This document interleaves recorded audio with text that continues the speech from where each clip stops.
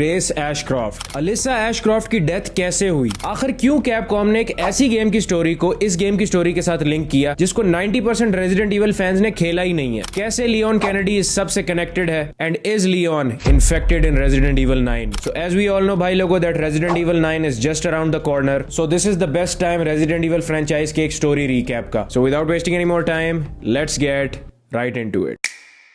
So before we dive deep into the main story, पहले थोड़ी back story के बारे में बात करते हैं जो हमें क्रोनोलॉजिकली मिलती है फ्रॉम रेजिडेंट इविल की latest game resident evil village से। अर्ली 20th सेंचुरी में रेजिडेंट इविल विलेज की main villain mother Miranda eastern Europe में अपनी बेटी ईवा के साथ पीसफुली जिंदगी गुजार रही होती है और फिर अचानक से 1919 में स्पेनिश फ्लू की वजह से उसकी पूरी कम्युनिटी खत्म हो जाती है, including her daughter Eva as well. अपनी बेटी की मौत के गम से मदर मिरांडा अपनी विलेज के नीचे के केव्स में मौत ढूंढने निकलती है, but surprisingly she discovers a mutated fungi जिसे गेम में मेगामाइसीट कहा जाता है, जिससे मिरांडा को रीजनरेटिव एबिलिटीज और पावर मिलती हैं, जिसके साथ वो अपनी मरी हुई बेटी को रिवाइव करने का प्लान बनाती है। अब अगले कुछ सालों तक इस प्लान को एग्जीक्यूट करने के लिए मिरांडा बहुत से एक्सपेरिमेंट करती है एंड इवेंचुअली एक कैडू नाम का पैरासाइट बना लेती है, और इसके बारे में हम डिटेल पर बात करेंगे जब मैं रेजिडेंट इविल विलेज की स्टोरी पर आऊंगा।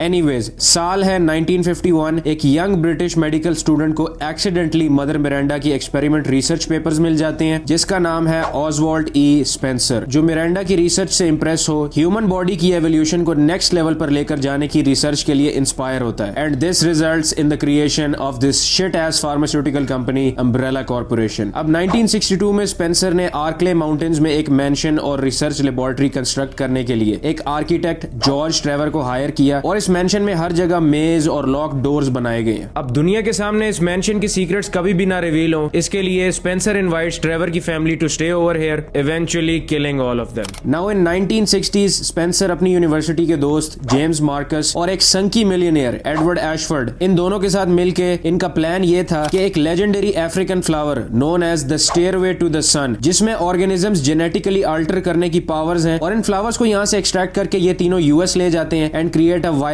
called the progenitor virus. This starts the creation of the Umbrella Corporation, जो दुनिया की नजरों में तो एक फार्मास्यूटिकल कंपनी है, बट बिहाइंड द सीन्स इनका अल्टीमेट गोल ह्यूमंस पर रिसर्च करना है and to create super humans. Now इन तीनों में से एडवर्ड एशफोर्ड इन दोनों की रोज रोज की चिक चिक से तंग आकर अम्ब्रेला कॉर्पोरेशन को छोड़कर एंटार्क्टिका में अपनी खुद की एक रिसर्च लैब बना लेता है, बट इन जुलाई 1968 एशफोर्ड को प्रोजेनेटर वायरस इंजेक्ट किया जाता है जिससे ऑन द स्पॉट उसकी डेथ हो जाती है। और ये सब किसके ऑर्डर्स पर किया गया? हाँ, सही गेस किया आपने, स्पेंसर। एशफोर्ड की कंपनी को टेक ओवर करता है उसका बेटा अलेक्जेंडर, जो ह्यूमन क्लोनिंग पर रिसर्च करना चाहता है। बैक इन यूएसए स्पेंसर और मार्कस अम्ब्रेला कॉर्पोरेशन के काम आर्कले माउंटेन्स में बनी गई रिसर्च लैब में शुरू करते हैं, जो कि एक फिक्शनल सिटी रैकून सिटी के बिल्कुल बाहर है, जहां मार्कस अम्ब्रेला ट्रेनिंग फैसिलिटी का डायरेक्टर बनता है, बट स्पेंसर का अल्टीमेट गोल है टू क्रिएट सुपर ह्यूमंस, और वो एक प्रोजेक्ट स्टार्ट करता है जिसका नाम है प्रोजेक्ट वेस्कर, जिसके लिए अम्ब्रेला काउंटलेस बच्चों को किडनैप कर उनका ब्रेन वॉश कर उन्हें प्रोजेनेटर वायरस इंजेक्ट करते हैं to create super soldiers for Spencer, but sadly वो सारे बच्चे मर जाते हैं सिवाय वन पर्सन,